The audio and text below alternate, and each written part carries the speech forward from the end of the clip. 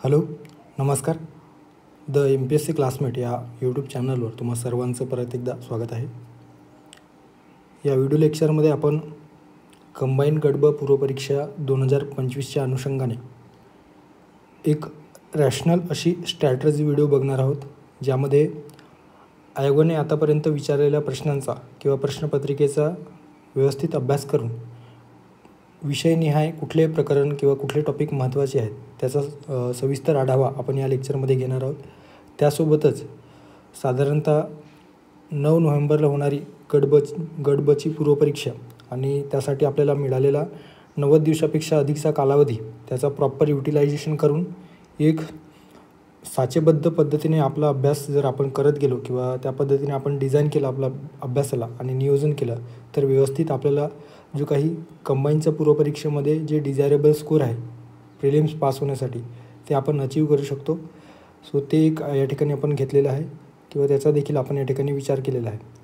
यासोबतच आयोगाने नुकतेच जे काही 282 पदांसाठी ज्या जागा प्रसिद्ध केलेल्या आहेत त्यामध्ये STIच्या 279 जागा आणि 3 जागा हे कशाच्या आहेत तर ASOच्या 3 जागा आहेत. सो अशा 282 जागांसाठी जी जाहिरात आहे ती अचीव किंवा प्रसिद्ध केलेली आहे.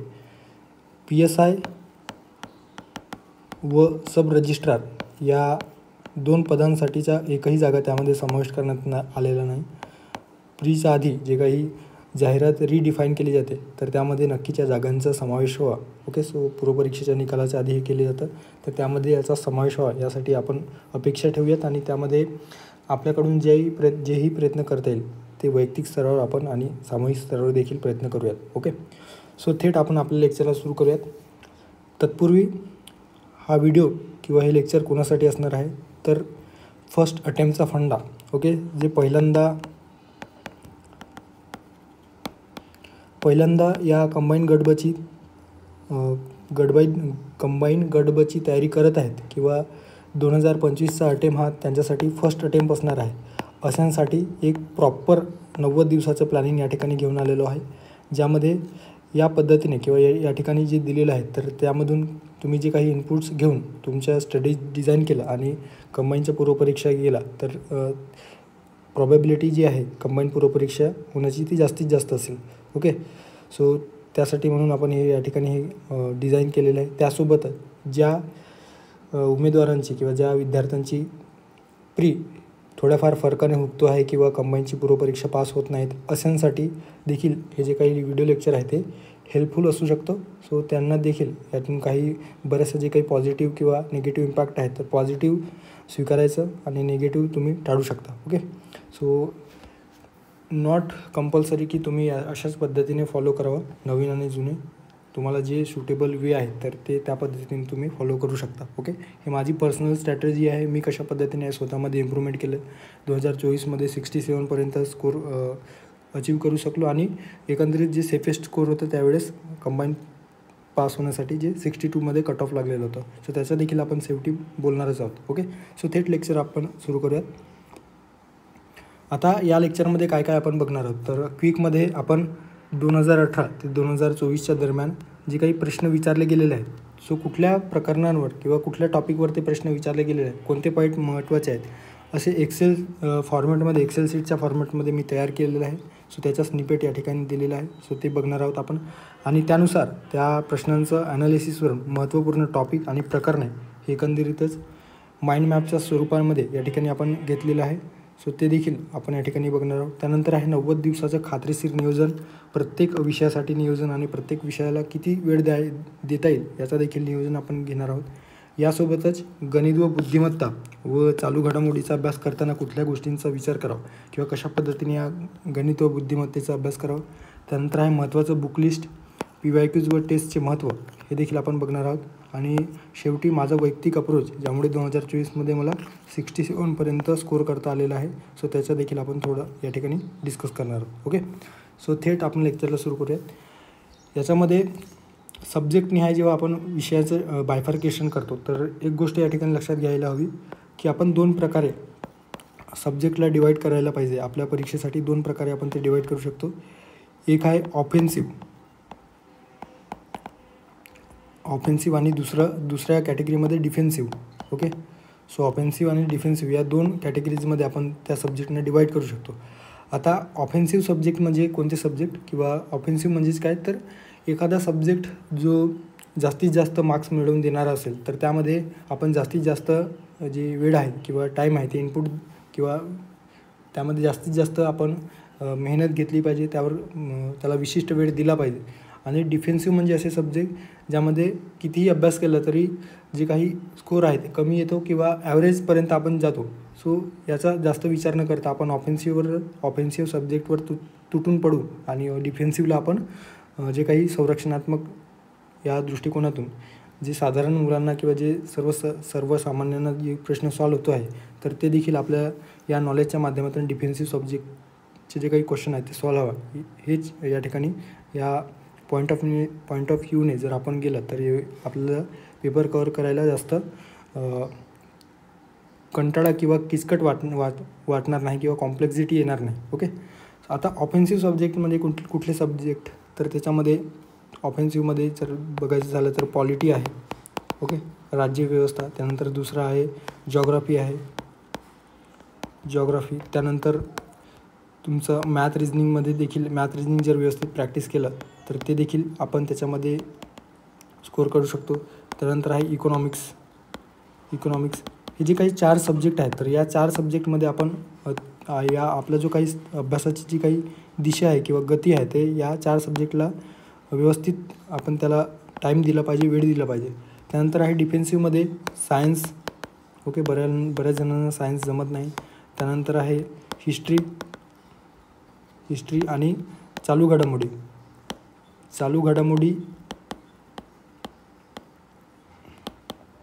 ओके, चालू घडामोडी.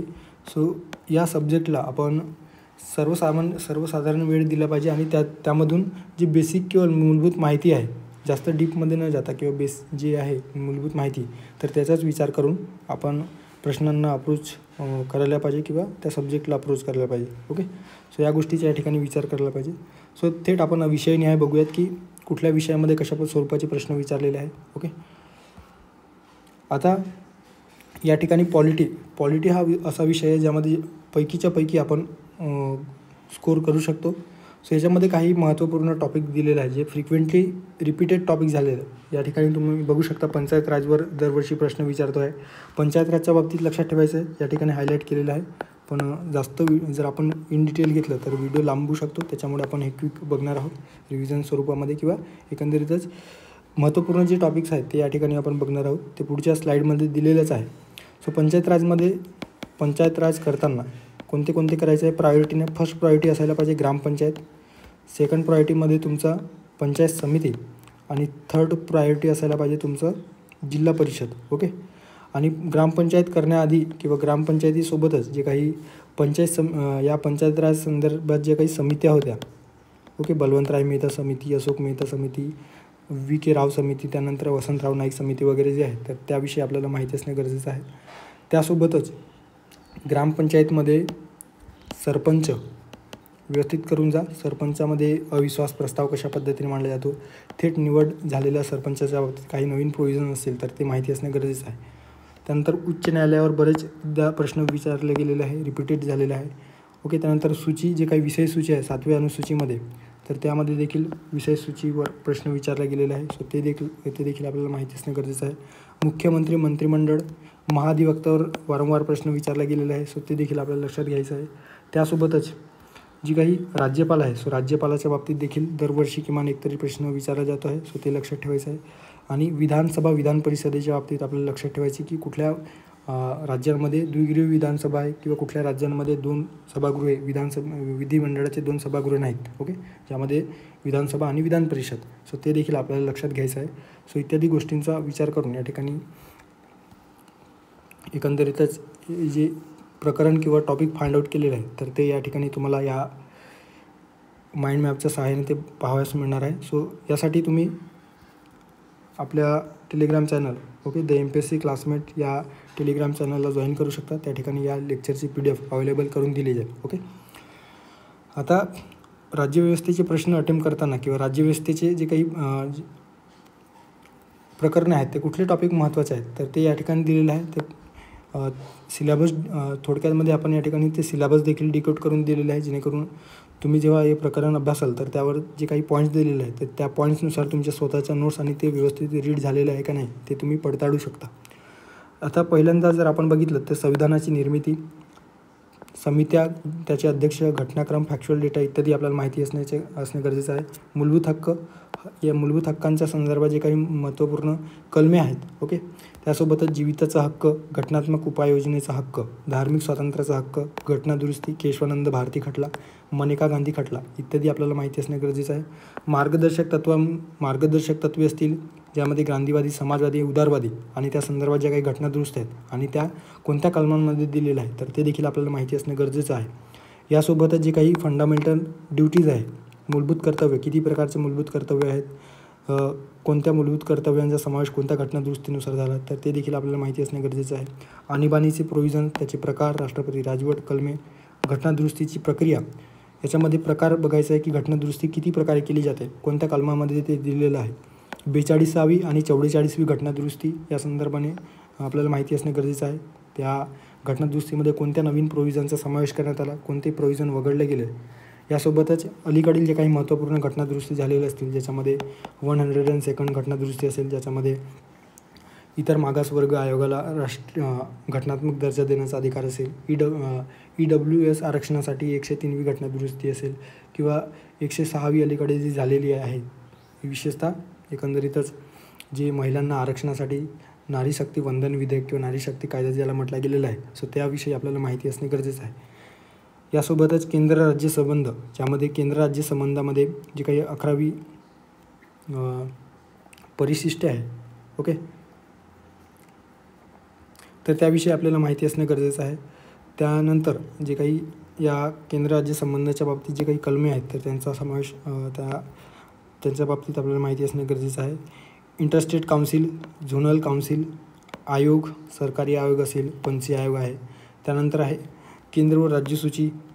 त्यानंतर आहे राष्ट्रपती, राज्यपाल आणि उपराष्ट्रपती. प्रॉबॅबिलिटी, यामध्ये राज्यपाल हे व्यवस्थित करून जायचं आहे. राज्यपालाच्या बाबतीत बरेच प्रश्न या ठिकाणी आपल्याला विचारण्यात आलेले आहे, कलमांच्या अनुषंगाने असेल किंवा त्यांची एकंदरीतच तरतूद कशा पद्धतीने घटनेमध्ये दिलेले आहे. राष्ट्रपती राजवट लागू करताना त्यांना अधिकार, प्राप्त होणारे अधिकार आणि स्वविवेक अधिकार. त्यानंतर आहे मुख्यमंत्री व मंत्रिमंडळाच्या संदर्भाने एकंदरीतच जे काही प्रोव्हिजन्स आहेत तर ते प्रोव्हिजन देखील आपल्याला माहिती असणे गरजेचं आहे. त्याविषयीचे जे काही अधिकार आहेत, पात्रता आहे, निवडणूक आणि ते संदर्भाने कलमे हे देखील आपल्याला माहिती असणे गरजेचं आहे. त्यानंतर आहे न्यायव्यवस्थेच्या बाबतीत सर्वोच्च न्यायालय व उच्च न्यायालय हे देखील यांच्या बाबतीत जी काही कलमे आहेत किंवा न्यायाधीशाची पात्रता असेल, निवड असेल, अधिकार क्षेत्र, बडतर्फी या बाबतीत आपल्याला माहिती असणे गरजेचं आहे. यावर देखील आणि विशेषत्वाने किंवा प्रामुख्याने उच्च न्यायालयाच्या बाबतीत आपल्याला माहिती असणे गरजेचं आहे. सो ते लक्षात घ्यायचं आहे. आणि याविषयीचे जे काही न्यायाधीशांची पात्रता, निवड कशी होते, त्यांचे अधिकार क्षेत्र ज्यामध्ये प्रारंभिक अधिकार क्षेत्र असतील किंवा इतर जे काही अपिलीय अधिकार क्षेत्र असतील ते आपल्याला माहिती असणे गरजेचं आहे. ओके. त्यानंतर आहे घटनात्मक आयोग. घटनात्मक आयोगाच्या बाबतीत लक्षात घ्यायचं आहे की जे महत्त्वपूर्ण घटनात्मक आयोग आहे ज्याच्यामध्ये निवडणूक आयोग, वित्त आयोग, महान्यायवादी, महाधिवक्ता हे पदे आहेत. त्यानंतर आहे UPSC, SPSC, ST, SC, OBC आयोग, ओके, जे काही राष्ट्रीय आयोग आहेत. National commission on schedule caste, national commission on schedule tribe, national commission on other backward classes. So या आयोगांविषयीच्या माहिती कधी स्थापन झालेला आहे, त्यांचा कालावधी किती असतो, अध्यक्षाचा कालावधी किती असतो, सदस्यांचा कालावधी किती असतो हे माहिती असणे गरजेचं आहे. वैधानिक आयोगामध्ये मानवी हक्क आयोग, लोकपाल व लोकायुक्त, महिला आयोग, अल्पसंख्याक आयोग, दक्षता आयोग. पंचायत राजमध्ये अगेन मी सांगितलेलं आहे 73 व 74वी घटनादुरुस्ती, त्या संदर्भात कलमे. त्यानंतर समित्या, त्या समित्यांचे स्थापना वर्षे आणि तरतूद काय केलेलं होतं किंवा शिफारशी काय केल्या. त्यानंतर आहे प्रायोरिटीनं ग्रामपंचायत पहिल्यांदा करायचं आहे, त्यानंतर पंचायत समिती आणि जिल्हा परिषद. ओके. त्यानंतर आहे संसद व राज्य विधिमंडळाच्या बाबतीत या ठिकाणी लोकसभा व राज्यसभा त्याविषयीच्या समित्या आणि अंदाज व उपक्रम समिती. पण त्यापूर्वी प्रायोरिटी बेस जर आपण केलं तर विधानसभा व विधान परिषदेला महत्त्व द्यायचं आहे. आणि त्यानुसार कारण कंबाईनमध्ये या विधानसभा व विधान परिषदेवरच जास्त प्रश्न विचारल्याचे आपल्याला दिसून येतो आहे. ओके. सो ते लक्षात घ्यायचं आहे. त्यानंतर संकीर्ण काही गोष्टी या ठिकाणी दिलेल्या आहेत ज्यामध्ये इम्पॉर्टंट जे काही कलमे आहेत, अनुसूच्या आहेत, संविधानातील भाग कुठले आहेत, नीती आयोग असतील, सूच्या असतील, घटनात्मक भाषेविषयी तरतूद असेल ज्यामध्ये केंद्राची भाषा, राज्याची भाषा, न्यायालयीन भाषा वगैरे 343, 342, 345, 346, 47 वगैरे जे काही कलम आहेत तर ते त्याविषयी माहिती असणे गरजेचं आहे. ओके. सो अशा पद्धतीने आपण पॉलिटीच्या अनुषंगाने जे काही महत्त्वपूर्ण प्रकरणे आहेत, पॉईंट्स आहेत, टॉपिक आहेत ते आपण या ठिकाणी बघितलेलं आहे. ओके. त्यानंतर पुढे जाऊयात. पुढचा सब्जेक्ट आहे जिओग्राफी किंवा भूगोल. आता या ठिकाणी 2018 ते 2024च्या दरम्यान जे काही पूर्वपरीक्षेत प्रश्न विचारलेले आहेत ते प्रश्नांची संख्या आणि ते कोणत्या वर्षी विचारला गेलेलं आहे त्यानुसार या ठिकाणी टॉपिक दिलेलं आहे आणि कुठल्या टॉपिक अंतर्गत कुठल्या पॉईंटवर प्रश्न विचारले गेलेले आहे हे तुम्ही या ठिकाणी बघू शकता किंवा या ठिकाणी तुम्हाला या PDF ते वाचायला मिळणारच आहे. त्यामुळे या ठिकाणी जास्त वेळ घेणार नाही. ओके. आता महत्त्वपूर्ण टॉपिक कुठले आहेत तर त्याच्यामध्ये लोकसंख्या असेल, त्यानंतर आहे राजकीय भौगोलिक ज्या भूगोल असतील, प्राकृतिक भूगोल असेल. ओके. भौगोलिक भूगोल म्हणजे काय तर प्राकृतिक भूगोल, पर्यटन स्थळे असतील, खनिज संपत्ती असतील त्यावर प्रश्न विचारतो आहे. जास्तीत जास्त महाराष्ट्र स्पेसिफिक प्रश्न आपल्याला महाराष्ट्राच्या भूगोलावर एकंदरीतच कंबाईनच्या पूर्वपरीक्षेत प्रश्न विचारल्याचे दिसून येतो. ओके. सो ते लक्षात घ्यायचं आहे. आता या ठिकाणी जे दिलेलं आहे भूगोलाच्या बाबतीत महाराष्ट्र, भारत व इतर. सो याच्यामध्ये कोणते टॉपिक महत्त्वाचे आहेत तर कोणत्या गोष्टींचा किंवा कोणकोणत्या प्रकरणांचा व्यवस्थित आपल्याला रीड करायचा आहे ज्यामुळे आपल्या कंबाईनमध्ये जास्तीत जास्त आउटपुट मिळू शकतो. राजकीय भूगोल, राजकीयमध्ये महाराष्ट्र व भारत, अक्षवृत्तीय व रेखावृत्तीय विस्तार, पूर्व पश्चिम लांबी काय आहे, कशा पद्धतीची आहे, किती आहे ते माहिती असणे. महाराष्ट्राच्या बाबतीत प्रशासकीय विभाग बघायचा आहे. क्षेत्रफळानुसार लहान व मोठे जिल्हे. ओके. लहान व मोठे जिल्हे महाराष्ट्राच्या बाबतीत त्या जिल्ह्यांची जे काही निर्मिती कधी झालेली आहे आणि सीमावर्ती भागामध्ये असेल एखाद्या राज्याच्या सीमेला आपल्या महाराष्ट्र राज्याचे एखादा जिल्हा लागलेला असेल तर किती राज्यांना किती जिल्ह्यांची सीमा लागलेली आहे, कोणत्या राज्याला सर्वाधिक जिल्ह्यांची सीमा लागलेली आहे वगैरे वगैरे हे तुम्ही या ठिकाणी वाचू शकता. त्यानंतर आहे भौगोलिक रचना किंवा प्राकृतिक रचना. ओके. सो प्राकृतिक रचनेमध्ये पर्वत आहे, पठार आहे, मैदाने, खिंड. महाराष्ट्र स्पेसिफिक बघायचं झालं तर सह्याद्री, कोकणच्या खाड्या, सातपुडा ते शंभू महादेव टेकड्या, पठार, पर्वते, शिखरे यांचा आपल्याला अभ्यास करायचा आहे. यासोबतच नदी प्रणालीवर महाराष्ट्र व भारतासंदर्भाने प्रायोरिटी बेस नदी प्रणालीमध्ये नदी खोरे, उपनद्या आहेत, संगमस्थळे, प्रवाह व धरणेमध्ये प्रवाह किंवा धरण जे आहे तर त्यांचा अभ्यास करायचा आहे. नदी खोऱ्यांचा अभ्यास करताना गोदावरी नदी खोरे, तापी खोरे, भीमा, कृष्णा, प्राणहिता इत्यादी नद्यांचा आपल्याला व्यवस्थित आणि एक्झाम ओरिएंटेड आपल्याला अभ्यास करायचा आहे. त्यासोबतच कोकणातील ज्या नद्या आहेत आणि त्या नद्या कोणत्या खाड्यांना जाऊन मिळतात त्याचे ठिकाण, उत्तर कोकण व दक्षिण कोकणना विभागणारी नदी कोणती, अशा स्वरूपाचा देखील प्रश्न विचारला गेलेला आहे. सो ते देखील आपल्याला त्या दृष्टिकोनातून देखील आपला अभ्यास असायला हवा. भारताच्या बाबतीत लक्षात घ्यायचं आहे की सिंधू नदी, गंगा नदी, नर्मदा उगमस्थळे आणि नर्मदा नदी असेल किंवा या नद्यांच्या संदर्भात उगमस्थळे कुठे आहेत, उपनद्या याविषयी माहिती असणे गरजेचं आहे. ओके.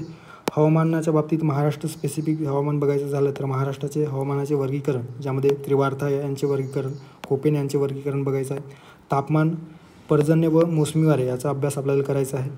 ऊर्जा साधनेमध्ये महाराष्ट्र व भारतासंदर्भाने महाराष्ट्रासंदर्भात जलविद्युत प्रकल्प, औष्णिक विद्युत प्रकल्प, अणुऊर्जा प्रकल्प कुठे आहेत, त्यांचे स्थान कोणत्या जिल्ह्यांमध्ये आहे, जोड्या स्वरूपात प्रश्न विचारला जाऊ शकतो. त्यामुळे हे आपल्याला बघायचं आहे. त्यानंतर आहे खनिज संपत्तीच्या बाबतीत त्याचे खनिज संपत्तीमध्ये भारतामध्ये एखाद्या खनिजाच्या बाबतीत कितवा क्रमांक लागतो जगात आणि त्याच पद्धतीने महाराष्ट्रामध्ये आढळणारे जे काही खनिज संपत्ती आहे तर त्यामध्ये भारताच्या अनुषंगाने किंवा भारताच्या दृष्टिकोनातून महाराष्ट्राचा किती क्रमांक लागतो तर अशा स्वरूपाचा देखील फॅक्च्युअल डेटा विचारला जाऊ शकतो. त्यामुळे त्या पॉईंट ऑफ व्ह्यूने देखील आपल्याला अभ्यास करणे गरजेचं आहे. उत्पादन असेल, साठे किती आहेत जगात व देशात, आपला क्रमांक किती लागतो, यामध्ये विशेषत्वाने लक्षात घ्यायचं आहे लोह खनिज, बॉक्साईट, मॅग्नीज, डोलोमाईट त्याचे प्रकार. ओके. इत्यादी स्वरूपाची माहिती आपल्याला अभ्यासायचं आहे. वाहतुकीवर दरवर्षी एखादा प्रश्न असतो. नॅशनल हायवे त्या संदर्भाने कुठल्या राज्यांमध्ये सर्वाधिक नॅशनल हायवे आहेत किंवा कुठल्या राज्यामध्ये कमी आहे, किती नॅशनल हायवे सर्वाधिक नॅशनल हायवे किती राज्यांतून जातो आहे वगैरे वगैरे जे काही फॅक्च्युअल डेटा तयार होऊ शकतो ते आपल्याला अभ्यासाचं आहे. त्यानंतर आहे याचा विस्तार कशा पद्धतीने झालेला आहे. राज्य महामार्ग असेल, महाराष्ट्रातून किती नॅशनल हायवे जातो आहे अशा स्वरूपाचा प्रश्न देखील विचारला जाऊ शकतो. रेल्वेच्या बाबतीत लक्षात ठेवायचं विशेषतः कोकण रेल्वेवर जास्तीत जास्त आयोगाने आतापर्यंत प्रश्न विचारलेला आहे की कोकण रेल्वेच्या दरम्यान जे काही बोगदा आहे तर तो किती लांबीचा बोगदा आहे किंवा उंच जो पूल आहे सो त्या पुलाची जे काही समुद्रसपाटीपासून उंची किती आहे. ओके, सो करबुडे जे काही बोगदा वगैरे जे आहेत अशा स्वरूपाचं सो त्याविषयी आपल्याला माहिती असणे गरजेचं आहे. त्यानंतर जलमार्गाच्या बाबतीत कुठल्या राज्यामध्ये कुठले बंदरे आहेत त्या स्वरूपाचा जोड्याला स्वरूपाचा देखील विचारला जाऊ शकतो. JNPTच्या संदर्भात देखील प्रश्न विचारला जाऊ शकतो. त्यानंतर आहे वनसंपत्ती, यामध्ये वनसंपत्तीचे प्रकार, त्याचे वर्गीकरण.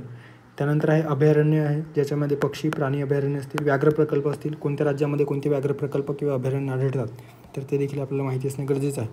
यासोबतच उद्योगाच्या बाबतीत MIDC, महाराष्ट्रामध्ये MIDC कोणत्या ठिकाणी आहे, त्या ठिकाणी औद्योगिक क्षेत्र डेव्हलप झालेलं असेल तर कोणत्या ठिकाणी तशा स्वरूपाचा औद्योगिक क्षेत्र डेव्हलप झालेलं आहे ज्यामुळे महाराष्ट्राचा विकासाला चालना मिळतो आहे.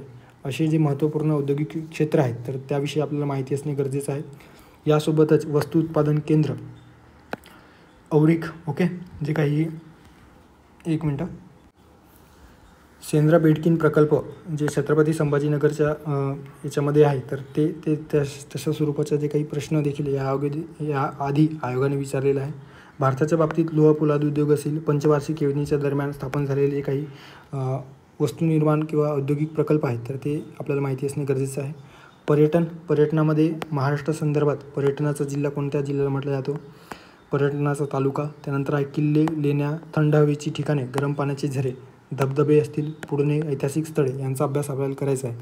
कृषी भूगोलामध्ये मृदेचे प्रकार अत्यंत महत्त्वाचा आहे. मृदा या घटकावर दरवर्षी किंवा अल्टरनेट वर्षी प्रश्न विचारला जातो आहे. सिंचनाचे प्रकार, धरणे, नीलहरित, श्वेत क्रांती, स्थलांतरित शेती, नाबार्ड किंवा इनाम इत्यादी संस्था आपल्याला याविषयी आपल्याला अभ्यासून घ्यायचं आहे. त्यासोबतच अत्यंत महत्त्वाचं जनगणना किंवा लोकसंख्या यावर दरवर्षी 1 किंवा 2 प्रश्न विचारला जातो आहे. सो मिनिमम 1 किंवा 2 प्रश्न दरवर्षी विचारला जातो. त्यामुळे तुलनात्मक आढावा आपल्याला घ्यायचा आहे भारत व महाराष्ट्र, त्याचप्रमाणे 2011 व 2001 या दरम्यानचा जे काही बदल झालेला आहे सो ते घनता असेल, वाढ असेल, साक्षरता दर, लिंग गुणोत्तर आणि SC/STच्या बाबतीत लोकसंख्या सर्वात कमी सर्वाधिक वगैरे हे आपल्याला अभ्यासायचं आहे. ओके, सो यानुसार तुमचा भूगोलाचा अभ्यास या प्रकरणांवर आधारित असायला पाहिजे आणि त्यानुसार तुमच्याजवळ शॉर्ट्स नोट्स जे शेवटच्या काळामध्ये ते रिवाईज करता येईल अशा स्वरूपाच्या शॉर्ट्स नोट्स, हँडरिटन नोट्स तुम्ही तयार करायला पाहिजे.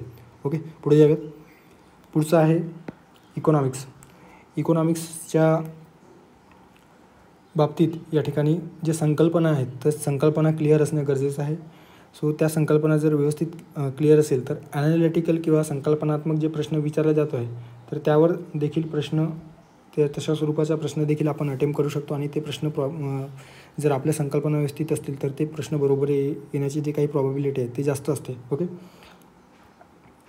सो याच्यामध्ये जी काही महत्त्वपूर्ण प्रकरणं आहेत तर राष्ट्रीय उत्पन्न, सार्वजनिक वित्त, लोकसंख्या, लोकसंख्येमध्ये संक्रमण सिद्धांत, लोकसंख्येविषयक धोरण, बँकिंगमध्ये मौद्रिक धोरण आपल्याला बघायचं आहे, अनुसूचित बँका. ओके, त्यासोबतच परकीय व्यापार, मौद्रिक धोरण इत्यादी बघायचं आहे. सार्वजनिक वित्तामध्ये च्या बाबतीत वित्तीय ज्या काही तरतुदी आहेत, संकल्पना आहेत तर त्याविषयी प्रश्न विचारला जाऊ शकतो. सो ते आपल्याला या ठिकाणी बघायचं आहेत. ओके, महसुली प्राप्ती असेल, भांडवली प्राप्ती असतील, कर्ज असेल, FRBM, उत्पन्नाचे स्रोत असतील, कॅग. ओके, सार्वजनिक वित्त, तुटीच्या संकल्पना अत्यंत महत्त्वाच्या आहेत. ओके, सो हे आपल्याला यावर प्रश्न विचारला जातो आहे. काही योजनांवर देखील प्रश्न विचारला जातो आहे. काही लेटेस्टमधील ज्या काही योजना आहेत विशेषतः कृषी संदर्भात असतील किंवा महिला सक्षमीकरण, बालविकासाच्या संदर्भात असे जे काही योजना आहेत तर त्यावर देखील आयोग प्रश्न विचारत असतो. सो त्या बाबतीत देखील आपल्याला प्रश्न म्हणजे अटेम्प्ट करण्यासाठी ते योजना देखील कराव्या लागणार आहेत. ओके, दारिद्र्यावर देखील दरवर्षी किंवा अल्टरनेट वर्षी प्रश्न विचारला जातो. बेरोजगारी, ओके, दारिद्र्य, बेरोजगारी, सार्वजनिक वित्त, कर महसूल इत्यादीवर प्रश्न विचारला जातो आहे. ओके, आता हेच या ठिकाणी दिलेलं आहे कुठले प्रकरण महत्त्वाचे आहेत.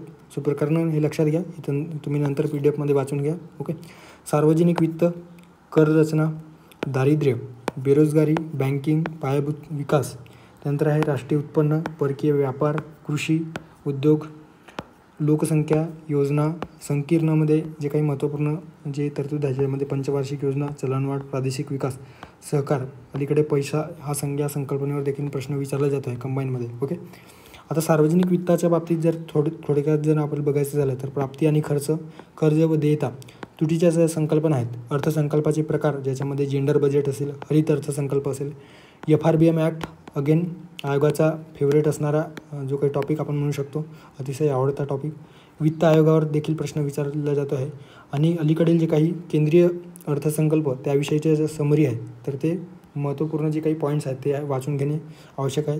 यासोबतच महाराष्ट्राचा आर्थिक पाहणी अहवाल हे आपल्यासाठी अत्यंत महत्त्वाचं असणार आहे. कर रचनामध्ये प्रत्यक्ष कर, अप्रत्यक्ष कर, वॅट, GST, कर सुधारणाविषयक ज्या काही समित्या आहेत, विजय केळकर समिती, चिलैया समिती वगैरे जे आहेत त्या समित्यांविषयी आपल्याला माहिती असणं गरजेचं आहे. दारिद्र्याचा मूलभूत संकल्पना, मोजमापाची जी मोजमापासाठी जी समिती नेमण्यात आली होती ती समिती कधी स्थापन झाली, कोणकोणत्या समिती आहेत, आणि प्रायोरिटीने तेंडुलकर समिती आणि रंगराजन समिती हे करणे अत्यंत आवश्यक आहे. योजना, निर्देशांकामध्ये आर्थिक विकासाच्या ज्या निर्देशांक आहेत त्यामध्ये SDI, human development index, human poverty index, multi dimensional poverty index, या इंडेक्सच्या बाबतीत कधी सुरू झाले, त्याचे आयाम कुठले आहेत तर ते माहिती असणे गरजेचं आहे. नंतर आहे बेरोजगारीमध्ये संकल्पना, ग्रामीण व शहरी बेरोजगारी मोजमाप करणाऱ्या संस्था, NSO असेल, नीती आयोग असेल, UPS, CDS, CWS हे जे काही प्रकार आहेत तर त्याविषयी माहिती असणे गरजेचं आहे. बँकिंग आपण बघितलं, मौद्रिक धोरण, संख्यात्मक व गुणात्मक उपाय, RBIच्या बाबतीत मूलभूत ज्या काही बेसिक माहिती आहे ते करून घेणे. व्यापारी बँका, अनुसूचित बँका, वित्तीय संस्था ज्या आहेत ज्यामध्ये लघु बँका असतील, देय बँका असतील, आणि करंटचे जे काही RBIचे उपक्रम असतील तर त्याविषयी आपल्याला माहिती असणे गरजेचे आहे. पायाभूत सुविधांमध्ये रस्ते, दूरसंचार, दळणवळण, वीज इत्यादी संदर्भात जे प्रकल्प किंवा योजना आहेत तर ते आपल्याला व्यवस्थित करायचं आहे. राष्ट्रीय उत्पन्नामध्ये अगेन संकल्पना, GDP, GNP, ग्रीन GDP, राष्ट्रीय उत्पन्न समिती याविषयी माहिती असणे गरजेचं आहे. मोजमाप पद्धती, समस्या, PYQs बेस जो डाटा आपल्याकडे असेल तर ते देखील आपल्याला बाय हार्ट असायला पाहिजे. कृषी असेल, उद्योग, सेवा यांचा आपल्या राष्ट्रीय उत्पन्नामध्ये वाटा कशा पद्धतीने ट्रेंड बदलत जातो आहे किंवा पॅटर्न कशा पद्धतीने बदलला गेलेला आहे, सो त्याविषयी देखील आपल्याला आयडिया असणे गरजेचं आहे. परकीय व्यापारांच्या बाबतीत आयात निर्यातच्या संदर्भात आकडेवारी, त्याची दिशा, रचना, आकारमान, कोणत्या देशांसोबत कोणत्या वस्तूंचा आपण आयात करतो, कोणत्या वस्तूंचा निर्यात करतो, त्यामध्ये आपल्याला फायदेशीर असणारे म्हणजेच जे शिल्कीचे किंवा आपण म्हणू शकतो की जे व्यापार तोल आपल्यासाठी अनुकूल आहेत, सो त्या व्यापार तोलांचा कोणत्या देशांसोबत व्यापार केल्याने आपल्यासाठी व्यापार तोल अनुकूल असतात, कोणत्या देशांसोबत व्यापार केल्याने आपले जे काही आंतरराष्ट्रीय व्यापाराच्या बाबतीत जे काही व्यापार आहेत तर ते तुटीमध्ये असते किंवा प्रतिकूल असते, तर ते देखील आपल्याला या ठिकाणी लक्षात घ्यायचं आहे. WTO, IMF, नाफेड किंवा ट्रायफेड इत्यादी संस्था. कृषीमध्ये जमीन सुधारणा, नाबार्डची संस्था, इनाम, महाराष्ट्राच्या आर्थिक सर्वेक्षणामध्ये कृषी घटकावर योजना जे असतील तर ते करणे. राष्ट्रीय कृषी विकास योजना असेल, टॉप योजना, फूड सिक्युरिटी मिशन इत्यादी आपल्याला अभ्यासायचं आहे. उद्योगांच्या बाबतीत वर्गीकरणात्मक जे आहे वर्गीकरण उद्योगांचे, ओके, ज्याच्यामध्ये MSME सेक्टर असेल, मोठे उद्योग असतील तर त्यांचं बायफर्केशन कशा पद्धतीने केल्या जात आहे. MSME सेक्टरचा आपल्या राष्ट्रीय उत्पन्नामध्ये किती वाटा आहे आणि त्यासाठी गव्हर्नमेंटने MSME सेक्टरला चालना देण्यासाठी सुरू केलेल्या इनिशिएटिव्ह किंवा योजना ते आपल्याला माहिती असणे गरजेचं आहे. गुंतवणूक, FDI, FUI, नंतर निर्गुंतवणूक या संदर्भात सुरू झालेले उपक्रम, सेज असेल, EPZ असेल, APZ असतील. सेज म्हणजे काय, तर special economic zones, EPZ export processing zone, agriculture processing zone, so याविषयी आपल्याला माहिती असणे गरजेचं आहे. आणि त्यातल्या त्या सेजच्या बाबतीत लक्षात ठेवायचं आहे की सेज ॲक्ट कधी पारित करण्यात आला, ते कोणत्या तारखेपासून अंमलात आलेला आहे. लोकसंख्यामध्ये आपण अगेन भूगोल या टॉपिक अंतर्गत किंवा विषयाअंतर्गत जे लोकसंख्या अभ्यासतो आहोत तर तेच लोकसंख्या आपण या ठिकाणी आपल्या इकॉनॉमिकच्या दृष्टिकोनातून कामी येणार आहे. ॲडिशनल या ठिकाणी आपल्याला जे काही लोकसंख्या धोरण आहे तर ते अभ्यासून घ्यायचं आहे. जन्मदर, मृत्यूदर, बालमृत्यूदर इत्यादी जे काही बेसिक संकल्पना आहे. योजना विशेषपणे जर करायचं झालं तर याच्यामध्ये ग्रामीण विकासाच्या ज्या योजना आहे, ग्रामोदय योजना, ग्राम स्वराज योजना, भारत निर्माण योजना, बालविकासच्या संदर्भात योजना असतील, सक्षमीकरण योजना आहे, वित्तीय समावेशक योजना आहे, जनधन असेल, मुद्रा योजना असतील, ओके. आणि संकीर्णमध्ये पंचवार्षिक योजना हे जे आहेत चलनवाढ, प्रादेशिक वाढ ते आपल्याला व्यवस्थित करून घ्यायचं आहे, ओके. अशा पद्धतीने या ठिकाणी अर्थशास्त्राचे महत्त्वपूर्ण टॉपिक आपण बघितलेलं आहे, प्रकरण बघितलेलं आहे, ओके. त्यानंतरचा आहे इतिहास. आता मागे जे आपण 3 सब्जेक्ट बघितले ज्याच्यामध्ये पॉलिटी, त्यानंतर आहे इको आणि जिओग्राफी, हे असे सब्जेक्ट आहे ज्यावर जास्तीत जास्त आपण वेळ घालवला तर त्यापासून आउटपुट देखील मॅक्सिमम मिळू शकतो आणि बरोबर येण्याचे जे प्रश्न जे आहेत ते बरोबर येण्याचे जे चान्सेस आहेत, प्रोबॅबिलिटी आहे ती अधिकाधिक राहू शकतो, ओके. सो त्यामुळे त्या सब्जेक्टला आपण ऑफेन्सिव्ह या कॅटेगरीमध्ये म्हणजे त्या सब्जेक्टवर आपल्याला तुटून पडायचं आहे. त्यानंतर आहे डिफेन्सिव्ह, म्हणजे यामध्ये ॲव्हरेज जे प्रश्न आहेत ते आपल्याला बरोबर यायला पाहिजेत. ओके, जितका मॅक्सिमम प्रश्न बरोबर आणता येईल त्यासाठी आपण प्रयत्न करायला पाहिजे. सो हे हिस्ट्री सायन्स तसेच जे काही चालू घडामोडी हा विषय आहे, तर त्याबाबतीत देखील आपल्याला जी आपली विचारसरणी आहे, माइंडसेट आहे, ते डिफेन्सिव्हने असायला पाहिजे. ओके, आता या ठिकाणी जे प्रश्न दिलेले आहेत आणि टॉपिक दिलेलं आहे की कुठले टॉपिक महत्त्वाचे आहेत ते तुम्ही अगेन PDF वाचून घ्याल. ओके, याच्यामध्ये 1857चा उठाव असेल, शेतकरी चळवळ असतील, आदिवासी उठाव असेल, समाजसुधारक असतील, इंडियन नॅशनल काँग्रेसच्या बाबतीत जे प्रश्न असतील. ओके, वृत्तपत्रे, नियतकालिके. ओके, सो याविषयी बरेच प्रश्न रिपीटेड स्वरूपाचे प्रश्न विचारले गेलेले आहे. आता हेच या ठिकाणी माइंड मॅपच्या सहाय्याने आपण बघणार आहोत. यामध्ये दिलेलं आहे ब्रिटिशांचे आगमन व विकास. सो ब्रिटिश आल्याच्यानंतर एकंदरीत भारतामध्ये कशा पद्धतीने जे बदल झालेले आहे सामाजिक, आर्थिक, भौगोलिक, राजकीय स्वरूपामध्ये, तर त्याविषयी बेसिक आयडिया आपल्याला असणे गरजेचं आहे. वृत्तपत्रांच्या बाबतीत ब्रिटिशांचे धोरण, शाळा व महाविद्यालय स्थापन केलेले असतील तर कोणत्या ठिकाणी किंवा कधी कुठल्या शाळा स्थापन करण्यात गेलेलं आहे. रेल्वे असेल, ट्राम सेवा असतील, संस्था असतील. त्यानंतर आहे दुसरा महत्त्वाचं प्रकरण आहे उठाव व चळवळ. उठावामध्ये शेतकरी उठाव, आदिवासी उठाव, धार्मिक उठाव याविषयी माहिती असणे गरजेचं आहे. शेतकरी उठावामध्ये विशेषतः महाराष्ट्र संदर्भात, त्यानंतर बंगाल, बिहार व या राज्यातील शेतकरी चळवळ किंवा या प्रदेशातील शेतकरी चळवळ कशा पद्धतीने फोफावलेली होती. भारतातील शेतकरी संघटना, ओके, दक्षिण भारतातील शेतकरी संघटना कोणत्या राज्यामध्ये स्थित आहेत वगैरे किंवा स्थित होते. संताड बंड असेल, पबना उठाव असेल, निळीचे बंड, दख्खनचे उठाव, इक्का चळवळ, हे जे काही महत्त्वपूर्ण चळवळ आहेत तर त्याविषयी आपल्याला माहिती असणे गरजेचं आहे. आदिवासी उठावामध्ये भिल्ल उठाव असेल, त्यानंतर आहे रामोशी उठाव असेल, कोळ्यांचे बंड असतील आणि त्या संदर्भात जे काही महत्त्वपूर्ण नेतृत्व करणारे जे लीडर असतील, ज्यामध्ये तंटा भिल्ल असतील, चिल्ला नाईक असतील, उमाजी नाईक, राघोजी भांगरे इत्यादींबाबत या व्यक्तिविशेषावर प्रश्न विचारला जातो आहे. सो ते देखील आपल्याला करायचं आहे. भारताच्या संदर्भात ओव्हरऑल विचार केला तर खासी उठाव, कोल उठाव, संताल उठाव, मुंडा, ज्याला उलगुलान उठाव देखील म्हटला जातो, तामार उठाव इत्यादी आपल्याला करून घ्यायचं आहे. त्यासोबतच धार्मिक चळवळीमध्ये ब्राह्मो समाज, प्रार्थना समाज, Arya Samaj, Ramakrishna mission, theosophical society. मुस्लिम धर्मीय चळवळी, ज्याच्यामध्ये फरियादी चळवळ असेल, वहाबी चळवळ, देवबंद, अलीगढ, अहमदिया चळवळ. यासोबतच सर सय्यद अहमद खान यांच्या बाबतीत देखील आपल्याला माहिती असणे गरजेचं आहे. शीख धर्मियांच्या बाबतीत नामधारी, कुक्का, निरंकारी इत्यादी चळवळी आपल्याला माहिती असणे गरजेचं आहे. किंवा या जे काही शीख धर्मीय चळवळी आहेत तर त्याविषयीचे जे काही नेते होऊन गेले, कधी ते शीख धर्मीय चळवळ उदयास आलेली होती, त्यासाठी नेतृत्व करणारे कोणते व्यक्तिमत्व होते तर ते आपल्याला माहिती असणे गरजेचं आहे. 1857चा उठाव दरवर्षी यावर प्रश्न असतो. उठावाला सुरुवात कुठं झाली, त्याचे नेतृत्व कोणी केले, नेतृत्वात दडपणारे जे ब्रिटिश अधिकारी होते ते कोण होते.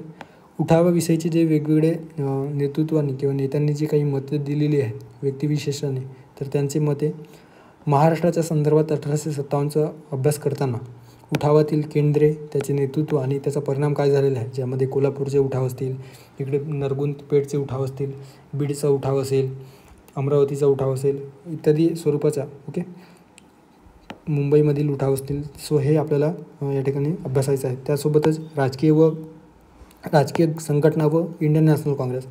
राजकीय संघटना म्हणजे कुठल्या संघटना, तर इंडियन नॅशनल काँग्रेस स्थापन होण्याआधी ज्या काही राजकीय संघटना स्थापन झालेल्या होत्या, ज्याच्यामध्ये Bombay association, British India association असेल, East India association, Pune association, ज्याला पुणे सभा आपण म्हणत असतो, सार्वजनिक सभा, इंडियन लीग आहे, त्यानंतर इंडियन असोसिएशन आहे, मद्रास महाजन सभा, BPA अर्थात बॉम्बे प्रेसिडेन्सी असोसिएशन. सो या राजकीय संघटनांविषयीची माहिती, कधी स्थापन झालेलं आहे, त्याचे नेतृत्व करणारे जे काही व्यक्ती होते तर त्याविषयी माहिती असणे गरजेचं आहे. जोड्या स्वरूपात स्थापन कधी झालेलं आहे आणि व्यक्तिमत्व कोण होते, अशा स्वरूपाचा प्रश्न विचारला जाऊ शकतो. इंडियन नॅशनल काँग्रेसचा अभ्यास करताना स्थापना कधी झाली, अधिवेशने, सुरुवातीचे जे काही अधिवेशने आहेत तर त्याचे अध्यक्ष कोण होते. महाराष्ट्रात झालेले जे अधिवेशन आहे, ज्यामध्ये मुंबई असतील, मुंबईमध्ये झालेले अधिवेशन त्याचे अध्यक्ष, नागपूरमध्ये झालेले अधिवेशन किंवा महाराष्ट्रातील इतर ठिकाणी झालेले अधिवेशन त्याचे अध्यक्ष, त्यामध्ये मांडले गेलेले ठराव हे करून घेणे आवश्यक आहे. त्यानंतर घटनात्मक सुधारणा या ठिकाणी दिलेलं आहे, तेवढंच व्यवस्थित करून जा. 1773चा ॲक्ट, 1813चा ॲक्ट, हे दोन ॲक्ट 1857 उठावापूर्वीचे ॲक्ट.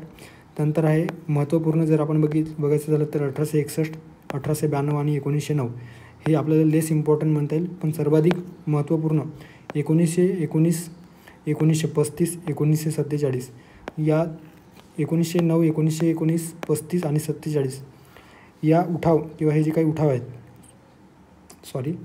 हे जे काही ॲक्ट आहेत, भारतीय स्वातंत्र्याचा कायदा किंवा भारतीय स्वातंत्र्याचा कायदा 1947 आणि भारत सरकारचा कायदा 1935, 1919 किंवा 1909. सो याविषयी जे काही प्रोव्हिजन्स आहेत तर ते माहिती असणे गरजेचं आहे. त्यानंतर आहे ब्रिटिश आर्थिक व वसाहतवादी धोरण. कन्सेप्च्युअली किंवा संकल्पनात्मक बेस वाचल्यानंतर ते आपण सॉल्व करू शकू अशा स्वरूपाचा प्रश्न विचारला जातो आहे. यामध्ये लक्षात ठेवायचं आहे की ब्रिटिशांची खालसा धोरण पद्धती काय होती, कोणी लागू केली, तैनाती फौज धोरण, जमीन सुधारणा जे काही कायमधारा असेल, रयतवारी असेल, महत्त्वपूर्ण व्हॉइसरॉय ज्याच्यामध्ये तुमचा कॉर्नवॉलिस आहे. कॉर्नवॉलिसच्या नंतर लॉर्ड बेंटिंग आहे, ओके, विल्यम बेंटिंग. त्यानंतर आहे कर्जनची जी काही भूमिका आहे, लिटन आहे, रिपन आहे, डलहौसीच्या काळामध्ये ज्या काही सुधारणा झालेल्या असतील वगैरे. सो हे आपल्याला माहिती असणे गरजेचं आहे. त्यानंतर कामगार चळवळ अत्यंत महत्त्वाचं आहे. कामगार चळवळीमध्ये संघटना जे काही आहेत, बॉम्बे मिल्स असोसिएशन असेल, कामगार हितवर्धक सभा वगैरे इत्यादी संघटना, त्या संघटनेशी संबंधित जे काही व्यक्ती आहेत वगैरे, कामगार नेते लोखंडे असतील, नाम जोशी असेल, BP वाडे असतील, कामगार कायदे 1881 पासूनचे 1951 किंवा 50पर्यंतचे जे काही कायदे आहेत कामगारविषयी ते आपल्याला माहिती असणे गरजेचं आहे. आंदोलन महाराष्ट्र संदर्भात कुठे आंदोलन झाले, कोणी नेतृत्व केलं ते आपल्याला माहिती असणे गरजेचं आहे. त्यानंतर अगेन अत्यंत महत्त्वाचं आहे गुप्त व क्रांतिकारी संघटना. महाराष्ट्र संदर्भात स्पेसिफिक ज्या काही गुप्त संघटना आहेत, ओके, अभिनव भारत असेल, शिवाजी क्लब असेल, बीडचा उठाव असेल. त्यानंतर आहे व्यक्तिविशेषामध्ये सेनापती बापट असतील, सावरकर असतील, चाफेकर बंधू, विष्णू पिंगळे, सदाशिव जोशी इत्यादींच्या बाबतीत. आणि घटनाक्रम जे काही गांधी युगातील जे घटनाक्रम आहे ज्याच्यामध्ये कान्हेरेंची हत्या असेल किंवा जॅक्सनचा वध असेल, अनंत कान्हेरेंनी जॅक्सनची जे काही हत्या केलेली असेल, वध केलेलं असेल. त्यानंतर काकोरी कट, लाहोर खटला इत्यादी जे काही आहे क्रांतिकारी संस्था जी आहेत, भगतसिंगांनी स्थापन केले, चंद्रशेखर आझाद यांनी स्थापन केले. सो त्याविषयी आपल्याला माहिती असणे गरजेचं आहे. समाजसुधारकांमध्ये या ठिकाणी दिलेलं आहे, ते तुम्ही नंतर PDF मध्ये वाचून घ्या. किमान इतके जरी आपण समाजसुधारक केलं तरी मोर दॅन सफिशियंट आहे, ओके. आपलं जेवढं मेन्ससाठी मी स्वतः प्रिपेअर केलेलं समाजसुधारक एक नोट्स आहे, तर मी हवं तर ते ग्रुपवर शेअर करेन, ओके, आपल्या टेलिग्राम ग्रुपवर. त्यानंतर आहे गांधी युग व स्वातंत्र्योत्तर भारत. यामध्ये सत्याग्रह, असहकार चळवळ, सविनय कायदेभंग, गोलमेज परिषद, हिंदू महासभा, चले जाव चळवळ, क्रांतिकारी घटनाक्रम, जॅक्सनची हत्या, काकोरी कट, स्वातंत्र्य मिळण्याच्या आधीच्या जे काही घडामोडी आहेत ज्यामध्ये लियाकत अली वगैरे जे काही 1940च्या नंतर 1941 पासून 1947पर्यंत जे काही घटनाक्रम झालेला आहे त्यांचा कालानुक्रमे लावा अशा स्वरूपाचा प्रश्न विचारला जातो आहे. सो ते लक्षात ठेवायचं आहे, ओके. त्यानंतर महाराष्ट्र विशेषच्या बाबतीत लक्षात ठेवायचं आहे. संयुक्त महाराष्ट्र चळवळ आपल्याला करून घेणे अत्यंत आवश्यक आहे. क्रांतिकारी उठाव महाराष्ट्रामध्ये झालेलं, विनोबा भावे, अण्णाभाऊ साठे यांविषयी जी काही माहिती आहे ते आपल्याला असायला हवी. सांस्कृतिक वारसा, नागपूरकर भोसलेवर अलीकडे आयोग विशेष लक्ष त्याचं आहे, कारण मागच्या प्रीमध्ये देखील यावर प्रश्न विचारला गेलेला होता 2023च्या. त्यानंतर आहे 2024च्या मेन्समध्ये देखील यावर प्रश्न विचारला होता, कंबाईनमध्ये देखील यावर प्रश्न विचारला गेलेला होता, ओके. अशा पद्धतीने आपण हिस्ट्रीच्या बाबतीत जे काही महत्त्वपूर्ण प्रकरण आहे ते बघितलेलं आहे. त्यानंतर आहे सायन्स, ओके. बऱ्याच लोकांना किंवा बऱ्याच विद्यार्थ्यांना अतिशय जड जाणारा विषय आणि पाहिजे इतका आउटपुट यातून आपल्याला जर व्यवस्थित समजत नसेल तर यातून जे काही आउटपुट आहे ते त्या प्रमाणामध्ये निघत नाही. त्यामुळेच आपण याला डिफेन्सिव्ह कॅटेगरीमध्ये ठेवलेलं आहे.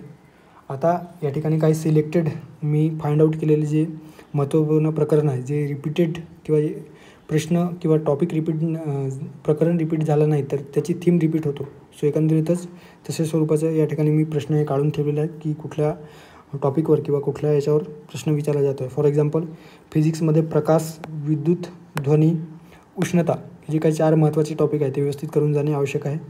त्यानंतर आहे केमिस्ट्रीमध्ये, रसायनशास्त्रामध्ये अणूची संरचना, त्यानंतर आहे धातू अधातू रासायनिक अभिक्रिया. ओके, सो रासायनिक अभिक्रिया. त्यानंतर धातू अधातू मिश्रण जे अलोय आहे त्यावर प्रश्न विचारला जातो. कार्बनचे स्फटिके असतील किंवा अरूपे असतील त्यावर आयोग प्रश्न विचारत असतो. यासोबतच जे काही रेडिओ ॲक्टिव्हिटी आहे तर त्यावर देखील प्रश्न विचारला जात आहे.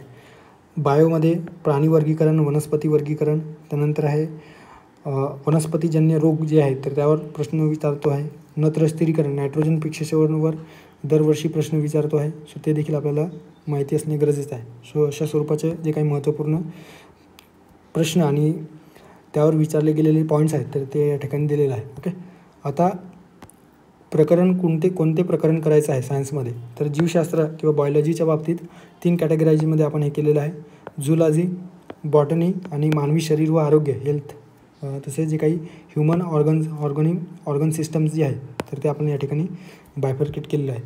आता झुलॉजी किंवा प्राणीशास्त्रामध्ये अभ्यासात असताना कुठल्या गोष्टींचा विचार करायचा आहे तर बेसिक जो काही जीवशास्त्राचा बेसिक आहे, पेशी विभाजन, सजीवांचे वर्गीकरण ज्याच्यामध्ये टॅक्झॉनॉमीचा जनक कोणाला म्हटलं गेलेलं आहे, पंचसृष्टी वर्गीकरण कोणी विकसित केलेलं आहे, प्राणी वर्गीकरणामध्ये पोरिफेरा, सिलेंटरेटा, प्लॅटीहेल्मिन्थिस, ॲनिलिडा संघ, त्यानंतर आर्थ्रोपोडा असतील, मोलुस्का, ॲम्फिबियन्स अर्थात उभयचर, पायसेस, ओके, मत्स्यवर्गीय जे काही प्राणी असतील, रेप्टाईल्स आणि सस्तन प्राणी याविषयी आपल्याला इन डिटेल करायचं आहे कारण दरवर्षी यावर 100% प्रश्न असतो. ओके, वनस्पतीशास्त्र, बॉटनी याच्यामध्ये वनस्पतीचे वर्गीकरण, त्याची पद्धती किंवा प्रकार, ओके, नैसर्गिक वर्गीकरण कोणी केलेलं आहे, त्यानंतर आहे आर्टिफिशियल वर्गीकरण, फायलोजेनेटिक वर्गीकरण कोणी केलेलं आहे, थॅलोफायटा, ब्रायोफायटा, टेरिडोफायटा जे काही प्रकार आहेत वर्गीकरण किंवा या वर्गीकरणानुसार कोणते वनस्पती यामध्ये विभागले जातो आहे, अल्गेचा समावेश कुठं होतो आहे वगैरे इत्यादी जे प्रश्न आहेत तर ते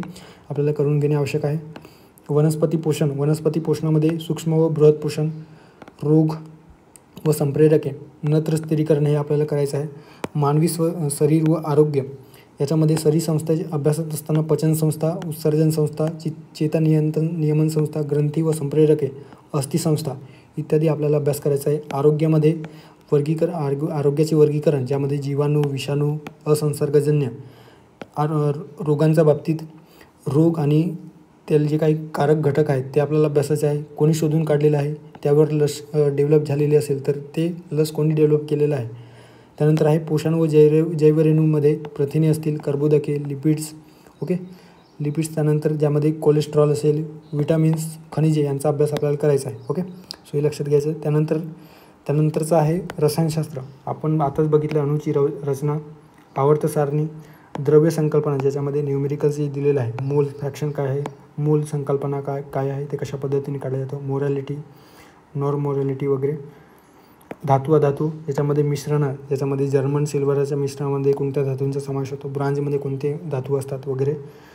फॉर्म्युले, ओके सर, त्या संदर्भात जे काही रासायनिक सूत्र आहे ते. कार्बनच्या संदर्भात स्फटिके, अवरूपे, त्याचे गुणधर्म, रासायनिक अभिक्रियेमध्ये उत्प्रेरक, ओके, रासायनिक अभिक्रियासाठी असणारे उत्प्रेरके, कॅटलिस्ट ज्याला आपण म्हणत असतो, अभिक्रियाकारकाचा दर इत्यादी आपल्याला अभ्यास करायचा आहे. आम्ल, आम्लारी, अल्कीन, अल्काईन यांचा अभ्यास आपल्याला करायचा आहे. क्षार व त्याचा उपयोग, किरणोत्सारितामध्ये alpha, beta, gamma, okay, alpha, beta, gamma आणि किरणोत्सारिता कोणी शोधून काढलेलं आहे त्याविषयीचे जे संशोधन झालेलं आहे, okay, Marie Curie, Pierre Curie जे आहेत तर त्याविषयी आपल्याला माहिती असणे गरजेचं आहे. यासोबतच जे काही अर्धा आयुष्यकाल आहे, ओके, हाफ लाईफ पिरियड, तर त्यावर देखील यावर विशेषतः राज्यसेवेमध्ये प्रश्न विचारला जातो. कंबाईनमध्ये असंच यावर प्रश्न विचारला गेलेला नाही तरी देखील ते आपण आपल्याकडून ते करून घ्यायचं आहे. ओके, त्यानंतर भौतिकशास्त्राचा अभ्यास करताना भौतिक राशी जे काही बेसिक युनिट्स आहेत भौतिकशास्त्राचे, याच्यामध्ये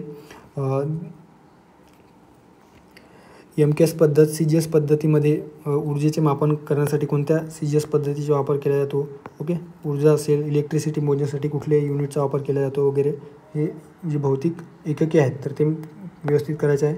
अत्यंत महत्त्वाचं प्रकरण आहे प्रकाश, प्रायोरिटी 1 द्यायचं आहे. परावर्तन, अपवर्तन, यामध्ये आरसा, भिंग, अंतर्गोल, बहिर्गोल आरसे, त्याची उदाहरणे आणि त्याचा उपयोग हे आपल्याला माहिती असणे गरजेचं आहे.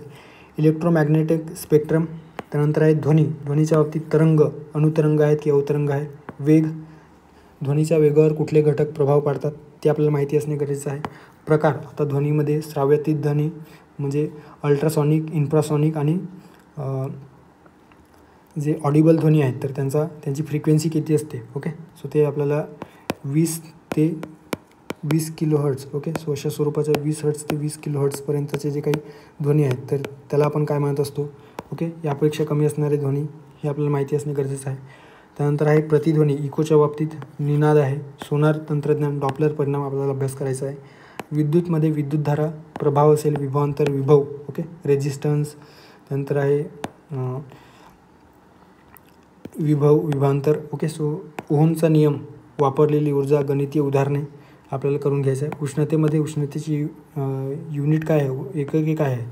सौर ऊर्जेच्या बाबतीत किंवा इतर गणितीय उदाहरणे नसतील तर ते आपल्याला व्यवस्थित करायचं आहे. ओके, आता संकीर्णमध्ये या ठिकाणी दिलेलं आहे. संकीर्णाच्या बाबतीत वनस्पतीच्या बाबतीत वनस्पती श्वसन, प्रकाश संश्लेषण, प्रजनन, कृषी घटकावर काही इम्पॉर्टंट असेल ते आपल्याला बघायचं आहे. बायोटेक, रसायनशास्त्र या संदर्भात दैनंदिन उदाहरण आपल्याला अभ्यास करायचा आहे. ओके, अशा स्वरूपाचा जे काही एकंदरीत जे महत्त्वपूर्ण प्रकरण आहे जे मागील वर्षातील प्रश्नपत्रिकांच्या आधारावर आपण या ठिकाणी फाइंड आउट केलेलं आहे. ओके, पुढे जाऊयात.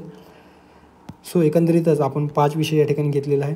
आता राहिलेले जे विषय आहेत त्याच्यामध्ये मॅथ रिझनिंग आणि चालू घडामोडी. So I personally believe math रिझनिंगसाठी दररोज 2 तास टॉपिक निहाय आपल्याला व्यवस्थित करायचं आहे. आपल्याला आधी टॉपिक फाइंड आउट करायचे आहे की कुठला टॉपिक ज्याच्यामध्ये काळ, काम, वेग दरवर्षी प्रश्न याच्यावर विचारला जातो आहे.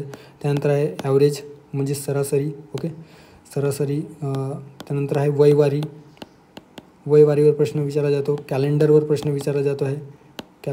ओके, कॅलेंडर किंवा वेळ इत्यादींवर प्रश्न विचारला जातो आहे. ओके, नंबर सिस्टीम किंवा नंबर अरेंजमेंटवर प्रश्न विचारला जातो आहे. सो इत्यादी जे महत्त्वपूर्ण टॉपिक आहेत ते आपल्याला व्यवस्थित करायचे आहे. दररोज 2 तास आपल्याला द्यायचं आहे. ओके, आतापासून जरी आपण व्यवस्थित यूट्यूबच्या माध्यमातून किंवा तुम्ही क्लास लावलेला असेल तर त्या क्लासच्या माध्यमातून तुम्ही मॅथ रिझनिंग व्यवस्थित करू शकता. कारण मॅथ रिझनिंग हे असे सब्जेक्ट्स किंवा विषय आहेत ज्यामध्ये आपण प्री क्लिअर करणार आहोत किंवा नाही, किंवा मुख्याच्या बाबतीत जर असेल, मुख्य परीक्षेमध्ये देखील मॅथ रिझनिंग विचारला जातो आहे 20 मार्कासाठी. सो त्यामध्ये आपल्याला मेरिट डिसाईड होण्याचा जो काही फॅक्टर आहे ते मॅथ रिझनिंग आहे. त्यामुळे त्याकडे दुर्लक्ष करून चालणार नाही. त्यानंतरचा विषय आहे चालू घडामोडी. चालू घडामोडीला अप्रोच करताना जे काही मी परिक्रमा मॅगझिनचे जे रिव्हिजन सिरीज या ठिकाणी सुरू केलेलं आहे तर ते फॉलो करत असाल आणि मंथ वाईज तुम्ही स्वतःचे शॉर्ट्स नोट्स काढत असाल तर ते मोर दॅन सफिशियंट आहेत. कधी आयोग 2 वर्षाच्या मागच्या करंट अफेअर विचारतो तर कधी 5 वर्षाच्या मागच्या करंट अफेअर विचारतो. म्हणजे अनसर्टेनिटी खूप आहे. त्याच्यामुळे करंट अफेअरला इतर सब्जेक्टपेक्षा करंटला थोडा कमी वेटेज द्यायचा, कमी वेळ द्यायचा. मात्र दररोज ते हळूहळू दररोज 1 तास किंवा 1.5 तास जरी आपण त्याला व्यवस्थित दिलं तरी करंट अफेअरचा जो मेजर सेक्शन आहे किंवा पोर्शन आहे तो कंप्लीट होणार आहे. ओके, आता या ठिकाणी जे दिलेलं आहे 90 दिवसाचं परफेक्ट नियोजन. सो 90 दिवसाचं परफेक्ट नियोजन. एखादा विद्यार्थी नवीन आहे आणि त्यांनी म्हटलं की सर आता मला अभ्यासाला सुरुवात करायची आहे आणि माझ्याकडे 90 दिवस आहे तर मी कशा पद्धतीने ते बायफर्केट करू. तर 60 डेज आणि 30 डेज अशा 2 सेगमेंटमध्ये तुम्ही बायफर्केट करू शकता. 60 दिवसाचा अभ्यास, 60 दिवस अभ्यासासाठी म्हणजे जे काही सखोल जे विषय आहेत तर त्या विषयाच्या अभ्यासासाठी तुम्ही देऊ शकता. आणि 30 दिवस, शेवटचे जे 30 दिवस असणार आहे ते रिव्हिजनसाठी असणार आहे. आजपासनं म्हणजे आज 5 ऑगस्ट 2025. सो आजपासनं जो काही आपला प्री आहे 9 नोव्हेंबरला होणारी, सो त्याला जवळपास 95 डेजपेक्षा अधिक कालावधी मिळालेला आहे. सो यालाच आपण टार्गेट घेऊन किंवा या दिवसाचं योग्य नियोजन म्हणून आपण 90 डेज प्लॅन या ठिकाणी घेऊन आलेलो आहोत. सो 60 डेजचा अभ्यास करत असताना आपल्याला किती वेळ मिळू शकतो. सो 5 जे आपण मेजर विषय या ठिकाणी बघितलं. ओके, सो 5 मेजर विषयांसाठी जर आपण 60 डिवायडेड बाय 5 केलं सो आपल्याला 12×5 म्हणजे 12 दिवस प्रत्येक विषयासाठी 12 दिवसाचा आपल्याला वेळ मिळतो आहे. आणि त्या 12 दिवसामध्ये जर आपण व्यवस्थित रीड केला तो विषय संपवू शकतो आणि व्यवस्थित आपले नोट्स देखील प्रिपेअर करू शकतो. ओके, आता 12 दिवसामध्ये जे प्रत्येक विषयाला 12 दिवस मिळतो तर एका दिवसामध्ये आपला जो काही आवर किंवा टाईम मॅनेजमेंट कशा पद्धतीने असायला हवं. सो या ठिकाणी 5:2:1. ओके, सो 5:2 व 2:1 अशा पद्धतीने या रेशोनुसार तुम्ही जाऊ शकता. 5 तास कशासाठी तर 5 तास तुम्ही देऊ शकता सध्या नवीन असाल तर, किंवा एखादा अटेम्प्ट 2 अटेम्प्ट झालेले असेल आणि GSचा अभ्यास कशा पद्धतीने करावा हे समजत नसेल तर हे मी माझी स्ट्रॅटेजी सांगतो आहे. सो 5 × 2 × 1 5 तास एखाद्या कोर सब्जेक्टला आयदर तुम्ही पहिले 12 दिवस सायन्सचा अभ्यास करत असाल तर त्या सायन्ससाठी 5 तास दररोज द्यायचं आहे. 2 तास कशासाठी, तर 2 तास आपल्याला मॅथ रिजनिंगसाठी आधीच सांगितलेलं आहे, मॅथ रिजनिंग, आणि 1 तास चालू घडामोडीसाठी 1 तास द्यायचा आहे. जर तुम्ही सुरुवातीला चालू घडामोडी घेत नसाल तर शेवटच्या दिवसामध्ये देखील घेऊ शकता, आणि अशा वेळेस 1 तास हे आपल्याला PYQ प्रॅक्टिससाठी द्यायचं आहे. ओके, सो दोन्हीच्या अँगलने या ठिकाणी 1 तास तुम्हाला द्यायचा आहे. दररोज 50 किंवा 100 PYQs तुम्हाला सॉल्व करायचं आहे. ओके, सो ते महत्त्वपूर्ण आहे, सो लक्षात ठेवायचं आहे. आता 5 तासामध्ये समजा एखादा विद्यार्थी असेल की 5 तासामध्ये 12 दिवसामध्ये दररोज 5 तास दिलं तर एखादा सब्जेक्ट पूर्ण होईल का? तर थोडक्यात जर आपण बघितलं तर 5 तास, समजा तुम्ही एका तासामध्ये 10 पेजेस वाचत असाल, एका तासाला 10 पेज. ओके, तर 5 तासामध्ये किती पेजेस वाचणार आहात, तर 5 तासामध्ये 50 पेज वाचणार आहात. म्हणजे एका दिवसाला 50 पेज, आणि एका दिवसामध्ये 50 पेज, तर 12 दिवसामध्ये किती, तर 12 पंचे 60 म्हणजे 600 पेजेस वाचणार आहात. असे बरेच जे साहित्य आहे आपल्या याच्यामध्ये बुकलिस्ट जे मी पुढच्या स्लाईडमध्ये दिलेलं आहे ते 400-500 पेजेसपर्यंत आहे. तर तुमचं कंप्लीट जे काही बुक आहे ते वाचून होणार आहे, पण आपल्याला सिलेक्टिव्ह वाचायचं आहे. त्यामुळे जो काही कालावधी आहे तो देखील आपला जो आहे तो रिड्यूस होणार आहे, आणि आपल्याला अधिकचा कालावधी रिव्हिजनसाठी मिळणार आहे. सो अशा पद्धतीने जर तुम्ही आपला टाईम मॅनेजमेंट व्यवस्थित केला, आपल्या अभ्यासाची घडी नीट बसवलं तर तुम्हाला ते डुएबल होणार आहे. ओके, सो ते लक्षात ठेवायचं आहे, आणि रिव्हिजन देखील करायचं आहे. प्लस पहिल्यांदा रीडिंग केल्याच्या नंतर त्याचे शॉर्ट्स नोट देखील प्रिपेअर करायचं आहे. ओके, तुम्ही याला 60 दिवसाला परत 30 डेजमध्ये करू शकता. ओके, किंवा तुम्हाला वाटेल त्या पद्धतीने 45-15 देखील करू शकता. 45 दिवसामध्ये आपल्याला एकंदरीतच प्रत्येकाला 9 दिवस मिळणार आहेत, 9×5=45, त्यामध्ये आपल्याला वाचून घ्यायचं आहे. आणि शेवटच्या 15 दिवसामध्ये म्हणजे प्रत्येकाला 3 दिवस मिळणार आहेत, त्यामध्ये आपल्याला नोट्स प्रिपेअर करायचे आहेत. ओके, अशा पद्धतीने देखील करू शकता.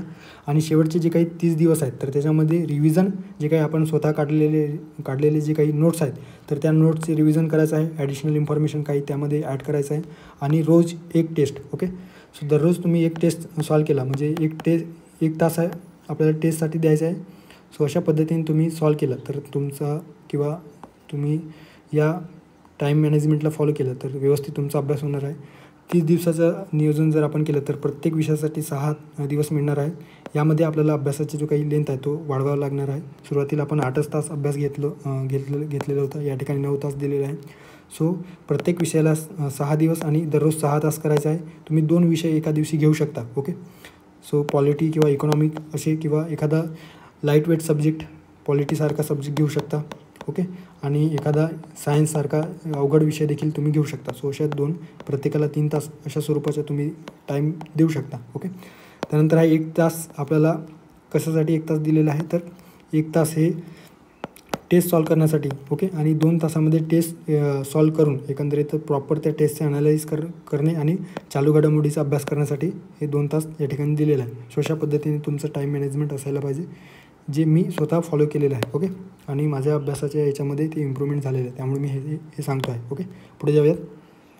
आता बुकलिस्टच्या बाबतीत जे महत्त्वपूर्ण आणि मिनिमम रिसोर्स आणि मॅक्सिमम आउटपुट या विचारसरणीचा किंवा कुठल्याही फापट पसारा साहित्य गोळा करण्यापेक्षा आपण एखाद्या पर्टिक्युलर साहित्यावर स्ट्रिक्ट असून त्यातूनच आपल्याला आउटपुट कशा पद्धतीने मिळेल याचा विचार करणे अत्यंत आवश्यक आहे. ओके, आता हे माझ्या स्वतःची बुकलिस्ट आहे. तुमची स्वतःची बुकलिस्ट वेगळी असू शकते. तुम्ही जर पूर्वीपासून जर कंबाईनची तयारी करत असाल, 1-2 अटेम्प्ट झाले असतील तर तुमची स्वतःची बुकलिस्ट ही वेगळी असू शकते. हे माझं बुकलिस्ट आहे. नव्याने सुरुवात करणाऱ्यांसाठी या ठिकाणी मी शेअर करतो आहे. ओके, आता पॉलिटी किंवा राज्यव्यवस्था आणि पंचायत राजसाठी. सो राज्यव्यवस्थेसाठी M Laxmikanth one stop solution आहे. तुम्ही मराठी भाषेमध्ये असणारे जे काही भाषांतरित जे बुक आहे ते देखील घेऊ शकता. ओके, एम लक्ष्मीकांतचं. आणि किशोर लवटे सरांचं जे काही पंचायत राज हे बुक आहे, आणि पंचायत राज या पुस्तकामध्ये किशोर लवटे सरांनी पुस्तकाच्या मागच्या बाजूला छान पद्धतीने रिव्हिजनसाठी जे क्विक रिव्हिजन समरीच्या स्वरूपात दिलेलं आहे ते आपल्या रिव्हिजनसाठी अत्यंत महत्त्वाचं आहे. त्यामुळे त्यावर तुम्ही जाऊ शकता. त्यानंतर आहे जिओग्राफीसाठी, भूगोलासाठी, विशेषतः महाराष्ट्र व भारताच्या बाबतीत या ठिकाणी दिलेलं आहे. सो महाराष्ट्राच्या बाबतीत दीपस्तंभ प्रकाशन किंवा सौदी सर. सो मी दीपस्तंभ प्रकाशन हे बेस केलेलं होतं, आणि सौदी सरांच्या काही जे इनपुट्स आहेत ते मी या ठिकाणी घेतलेलं होतं आणि स्वतःचं जे काही नोट्स आहे हँडरिटन नोट्स मी तयार केलेलं आहे. भारताच्या भूगोलासाठी असंच कुठलाही बुक मी घेतलेलं नाही, तर मॅरेथॉन जे लेक्चर्स आहेत ओके, जे विविध UPSCसाठी ज्यांनी लेक्चर घेतलेलं आहे मॅरेथॉन सेशन, तर त्यातूनच मी शॉर्ट्स नोट काढलेले होते आणि त्याचे प्रॉपर रिव्हिजन मी त्या ठिकाणी केलेलं होतं. आणि पेपरच्या आधी जेव्हा भूगोलाचं रिव्हिजन करायचं होते तर ते मी जे काही मॅरेथॉन लेक्चर आहे ते व्यवस्थित करून परत एकदा ते यूट्यूबवर वॉच करायचो आणि ते परीक्षेमध्ये कामी यायचं. ओके, इकॉनॉमिक्स अर्थशास्त्राच्या बाबतीत या ठिकाणी लक्षात ठेवायचं आहे की 11वी व 12वी या जे काही सिलेक्टिव्ह संकल्पनात्मक ज्या बाबी आहेत तर ते आपल्याला त्यातून करून घ्यायचे आहे. राष्ट्रीय उत्पन्न असेल, लोकसंख्या, नियोजन आयोग, नीती आयोगाचे संकल्पनात्मक जे आहेत ते आपल्याला त्यातून करायचं आहे. पैशाच्या बाबतीत जी व्याख्या आहे ती असेल किंवा वेगवेगळे जे प्रकरणे असतील जे आपल्या परीक्षेच्या अनुषंगातून अत्यंत महत्त्वाचे आहेत ते सिलेक्टिव्ह. त्यानंतर आहे एक बेस बुक म्हणून भगीरथ किंवा देसले सरांचं जे काही बुक आहे, या दोन्हींपैकी कुठलाही एक, दोन्ही एका वेळेस घ्यायचं नाही. एकतर भगीरथ तुम्ही वाचत असाल तर देसले वाचण्याची आवश्यकता नाही. सो देसले सरांचं बुक वाचत असाल तर भगीरथ वाचण्याची आवश्यकता नाही. देसले सरांचं जे काही इकॉनॉमिक्स पार्ट 1 आहे ते याविषयी मी बोलतो आहे. ओके, त्याच्यामध्ये कन्सेप्च्युअल दिलेलं आहे. पार्ट 2मध्ये जे डेव्हलपमेंटचा भाग आहे त्याच्यामध्ये योजनांच्या संदर्भात दिलेला आहे. ओके, सो तुम्ही कुठल्याही एका बुकसोबत गो थ्रू करू शकता. सो आय रेड भगीरथ आणि देसले सरांच्या शेवटच्या मेन्सच्या वेळेस मी त्यांच्या बुकमधून काही इनपुट घेतलेलं होतं. त्यानंतर आहे इतिहास किंवा हिस्ट्रीच्या बाबतीत ओल्ड जे काही हिस्ट्रीचा बुक आहे ओके, महाराष्ट्राचा इतिहास, ते बेसिक आणि समाधान Mahajan sir okay, one stop solution. कारण हिस्ट्रीमध्ये आजचंच आउटपुट तितका मिळत नाही कितीही वाचलं तरी. ओके, आणि गाठाट सरांच्या पुस्तकातून काही सिलेक्टिव्ह रिडिंग केलेलं होतं आणि स्वतःच्या नोट्स प्रिपेअर केलेल्या आहेत. त्यानंतर आहे जनरल सायन्स, सामान्य विज्ञान. जनरल सायन्समध्ये वन स्टॉप सोल्युशन मी सजेस्ट करेन. सजेस्ट नाही, मी रिकमेंड देखील या ठिकाणी करणार नाही की हेच पुस्तक वाचायला पाहिजे वगैरे वगैरे. तर तुम्ही या व्यतिरिक्त दुसरे बुक देखील वाचू शकता. मात्र मला सायन्स थोडाफार अवघड जातो आहे, त्याच्यामुळे मी सायन्स ऑल इन वन या एका बुकसोबत किंवा या एका बुकसोबत मी स्ट्रिक्ट आहे. ओके, अजूनही मी हेच बुक फॉलो करतो आहे. ओके, सो दीपस्तंभ प्रकाशनाचं science all in one by Monali Salunkhe madam यांनी जे लिहिलेलं आहे ते अतिशय छान आहे. ज्याच्यामध्ये सर्वच जे काही bio okay, so bio, physics आणि केमिस्ट्री विस्तृतपणे आणि संकल्पनात्मक आणि सहजरित्या मराठीमध्ये समजेल अशा स्वरूपात डिझाईन केलेलं आहे. ओके, सो आकृत्यांचा वगैरे व्यवस्थित त्यांनी वापर करून त्या ठिकाणी ते बुक तयार केलेलं आहे. ओके, सो तुम्ही या व्यतिरिक्त सचिन भस्के सरांचे देखील बुक आहे, छान आहे. ते मी वाचलेलं नाही, मात्र तुम्ही त्यासोबत देखील जाऊ शकता, ते देखील छान आहे. जनरल सायन्सच्या बाबतीत झालं. त्यानंतर आहे गणित व बुद्धिमत्ता. यूट्यूबवरून टॉपिक वाईज मी स्वतःचे नोट्स प्रिपेअर केलेले होते, ज्याच्यामध्ये सचिन ढवळे सरांचं लेक्चर असतील किंवा इतर संतोष वट्टमवार सर जे आहेत ओके, चिन्मय अकॅडमीचे, तर त्यांच्याकडून देखील मी हे व्हिडिओच्या स्वरूपात जे त्यांचे व्हिडिओ आहेत तर त्याचे मी शॉर्ट्स नोट्स प्रिपेअर केलेले आहे आणि तेच मी गणित व बुद्धिमत्तासाठी अजूनही वापरतो आहे. ओके, सो त्याचा अभ्यास केलेला आहे. त्यानंतर चालू घडामोडीसाठी माझं पर्सनली जे आहे ते परिक्रमा मासिकवर मी निर्भर आहे किंवा या एका मासिकानुसारच की या मासिकावरच मी चालू घडामोडीसाठी अवलंबून आहे. तुम्ही या व्यतिरिक्त जे काही सिम्प्लिफाईड पब्लिकेशनचं ओके, बरेच मित्र माझे सिम्प्लिफाईड पब्लिकेशन यूज करतात, मात्र मला या परिक्रमा मॅगझिनमध्ये एक छान रिव्हिजन देखील त्यामध्ये जी बेसिक माहिती किंवा एखाद्या टॉपिकवर समजा उपराष्ट्रपतीच्या बाबतीत जर उपराष्ट्रपतींनी राजीनामा दिलेला असेल तर उपराष्ट्रपतीची जी काही मूलभूत किंवा बेसिक जी माहिती आहे ती त्यावर व्यवस्थित दिलेली असते. त्यामुळे आपला जो काही पॉलिटीचा स्टॅटिक पोर्शन आहे तर ते देखील रिव्हिजन होतं. त्याच्यामुळेच मी परिक्रमा फॉलो करतो आहे. ओके, तुम्हाला जे मासिक तुम्ही यूज करत असाल तर त्यासोबत किंवा इयरबुकसोबत तुम्ही जाऊ शकता. यासोबत ॲडिशन म्हणून बजेट ओके 2025-26चं बजेट तुम्ही वाचू शकता. समरी स्वरूपामध्ये हवं तर त्याची वेगळी एखादा लेक्चर आपण आपल्या यूट्यूब चॅनलवर घेऊन येऊयात. महाराष्ट्र आर्थिक पाहणी जो आहे, महाराष्ट्र आर्थिक सर्वेक्षण अहवाल 2025-26चा लेटेस्टमध्ये, तर त्यामधील कृषी घटकाचे महत्त्वाचे जे काही तरतुदी दिलेले असतील तर ते आणि त्या संदर्भात जे काही नवीन योजना सुरू झाली असतील तर ते आपल्याला करायचं आहे. ओके, सो या पद्धतीने मिनिमम बुक लिस्ट आणि मॅक्सिमम रिव्हिजन या तत्त्वाचा फॉलो करून तुम्ही जास्तीत जास्त स्कोर करू शकता. Okay, so this is all about from my side. आता या ठिकाणी माझं जे स्कोर आहे तर मी 2020ला पहिल्यांदा कंबाईनची पूर्वपरीक्षा दिलेली होती. ॲज माझा कंबाईन जो आहे तो फुल प्लेज फोकस कंबाईनवर नव्हताच, राज्यसेवेवर जास्त भर द्यायचो. मात्र कंबाईनची एक्झाम देखील दिलेली आहे. सो सुरुवातीला मला 2020मध्ये 40 स्कोर आलेला होता.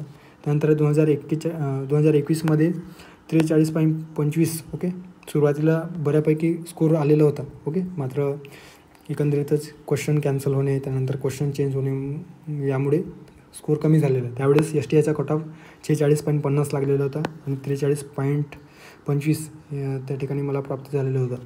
आणि 2024मध्ये कट ऑफ लागलेला आहे 1 कट ऑफ 62.50 आणि मला जे स्कोर मिळालेला आहे 67.50. ओके, सो अशा पद्धतीने मी या ठिकाणी 2021मध्ये मी फेल झालेलो होतो. 2024मध्ये कशा पद्धतीने ते रँकमध्ये इन द सेन्स स्कोरमध्ये इम्प्रूव्हमेंट झालेला आहे. तर त्याचा त्या ठिकाणी थोडा मी या ठिकाणी इनपुट देण्याचा प्रयत्न केलेला आहे. या व्यतिरिक्त तुमचा विचार किंवा तुमचं जे काही वैयक्तिक जी स्ट्रॅटेजी आहे ती वेगळी असू शकते, नो डाऊट. त्याच्यामध्ये काही कंपल्सरी नाही की तुम्ही अशा पद्धतीने फॉलो करा. पण जेन्युअनली मी ज्या गोष्टी फेस केलेल्या आहेत, मग ते फेलियरपासून तर मुख्य परीक्षा देण्यापर्यंतचा जो असेल इम्प्रूव्हमेंट कशा पद्धतीने केलेलं आहे तेच मी या ठिकाणी सांगण्याचा प्रयत्न केलेला आहे. तुम्ही स्वीकारायचा की नाही स्वीकारायचं हे तुम्ही सद्सद विवेक बुद्धीने तुम्ही विचार करायचा आहे. ओके, सो अशा पद्धतीने एक स्ट्रॅटेजी आणि 90 दिवसाचं प्लॅनिंग मी या ठिकाणी घेऊन आलेलं होतं.